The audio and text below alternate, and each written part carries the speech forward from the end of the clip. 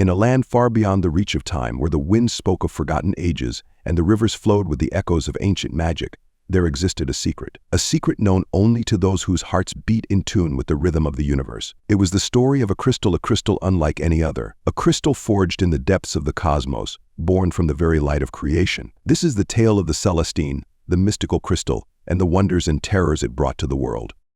Deep within the heart of the world, hidden beneath the towering peaks of the Glader Mountains, there lay a valley untouched by the outside world. The Valley of Elysia, where the seasons never changed, and the flowers bloomed with colors unknown to mortal eyes. It was here, in this enchanted valley, that the Celestine resided. Its light filled the land with a warmth that brought life to every tree, every blade of grass, and every living creature. The people of Elysia were simple, peaceful, and content. They knew the crystal for what it was: a gift from the stars, a protector and a guardian. The Celestine had been there for longer than anyone could remember, passed down through legends as a relic of the gods themselves. It radiated an energy so pure, so potent, that it could heal the sick, mend the broken, and grant strength to those who were weak. But the people of Elysia never sought to wield its power for their own gain. They understood that the crystal was not meant to be controlled. It was to be respected, cherished, and protected. For they knew that power, no matter how great, came with a cost.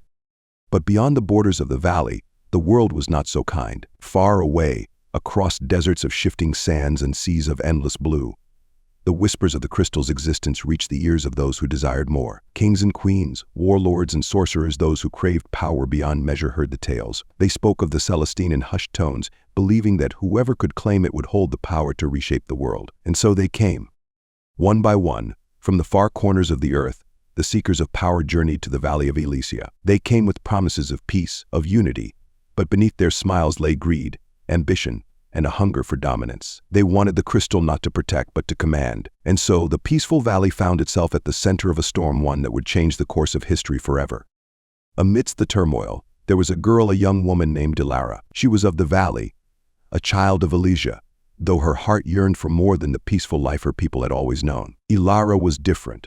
While others were content to live quietly, she dreamed of adventure, of far-off lands and untold stories. She would often climb the highest peaks and gaze out at the horizon, wondering what lay beyond.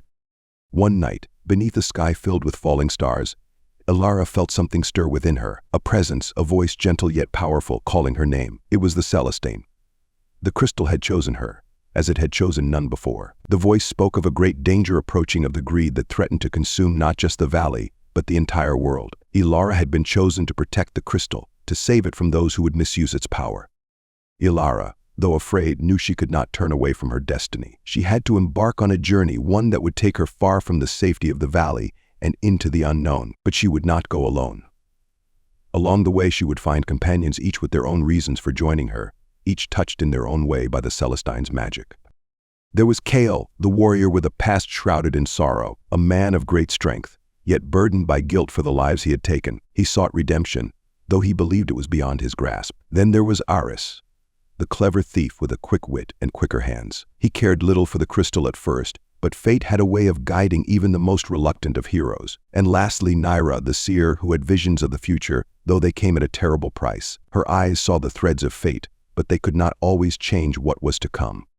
Together, they traveled across lands both wondrous and perilous, through enchanted forests where the trees whispered ancient secrets, across deserts where the sands shifted like living things, and over mountains where the very air crackled with forgotten magic. At every turn, they were hunted by those who sought the crystal for themselves. Dark forces, twisted by their lust for power, pursued them relentlessly. But as Ilara grew closer to the crystal, she began to understand a deeper truth. The Celestine was more than just a source of power. It was a force of balance, a guardian of the natural order. It had the power to heal, yes, but also to destroy. The crystal did not choose its protector lightly, and it did not give its power freely. To wield it, one had to understand the delicate balance between creation and destruction, between light and dark. The final test came upon the cliffs of the world's edge, where the sky met the sea in a storm of fury and lightning. There, Ilara and her companions faced the dark sorcerer Malachar, one who had given everything, even his own humanity, to claim the crystal. His eyes burned with madness, and the very air around him crackled with dark magic. The battle that ensued shook the heavens. Magic tore through the sky, and the earth trembled beneath their feet. Ilara, though frightened, stood her ground. In that moment, she realized the truth. The crystal was not meant to be possessed by anyone, not by kings, not by sorcerers, and not even by her. It was a gift meant to guide, to protect, but never to control. And so she made a choice. She let go. She released the crystal's energy back into the universe, offering it to the stars from whence it came. In a blinding flash of light, the crystal vanished, its power dispersed across the cosmos. The storm ceased, and the darkness that had threatened the world faded into nothing. The valley was saved, and the world was at peace once more. Ilara, Kale, Eris, and Naira returned to Elisha, forever changed by their journey. They had learned that true power did not lie in control, but in understanding, in letting go. The Celestine had taught them that wonder and magic were all around them, not in the crystal itself, but in the hearts of those who were willing to listen.